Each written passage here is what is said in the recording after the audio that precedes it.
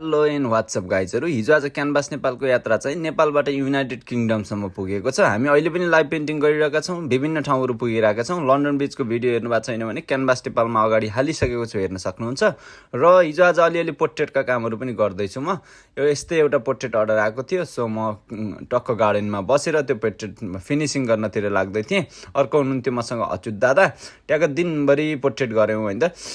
यस्तो हँसिलो अनुहारको पोर्ट्रेट बनाउँदा एकदमै रमाइलो लाग्यो। उहाँहरूले हामीलाई विश्वास गरेर यो पोर्ट्रेट बनाउन दिनुभएको छ, त्यसको लागि थ्याङ्क यू सो मच भन्न चाहन्छु पूजाजीलाई, जसले आफ्नो कपल पेन्टिङ चाहिँ बनाउन दिनुभएको थियो। थ्याङ्क यू पूजाजी। It will be deliver very soon हजुरको एड्रेससम्म। र यो यत्रो काम गरिसकेपछि दिनभरि दुःख भयो होइन त। त्यसपछि आज पनिर बनाएर खानु पर्यो भनेर टक्क पनिर लिएर आएँ। लास्ट टाइम महँगो पनिर, त्यही पनि ठिकै छ। प्याज काटेर टमाटर ल्याएर टक्क हरियो केराउ खोजेको बल्ल तल्ल भटमास भेट्टाएँ। अनि त्यसपछि सब चिजहरू काटेर रेडी बनाएर राखेँ पहिला। त्यसपछि आयो पनिर फ्राई गर्ने पालो। उता केटाकेटी खेल्दैछन्, यता दिदीले अचार बनाउनु भएको छ। लसुन कोट्टायो अरे ड्याङडुङ ठोकेपछि तरकारी बसाल्नु पर्यो भनेको भाँडै जुठो छ। युकेको सेयरिङ किचन सुमन ब्रोको काम छैन, लास्टै फोहोर गरेर छोडिदिने। हेर्नु है सुमन ब्रो। र पनिर यसो फ्राई गर्न लाग्यो। अच्युत दादा त्यहीँ छेउमा हुनुहुन्छ, पकाएर नभ्याउँदै आधा पनिर त चाखेरै सकाउनु भयो। चोर खन्ती अर्का पनिर चोर।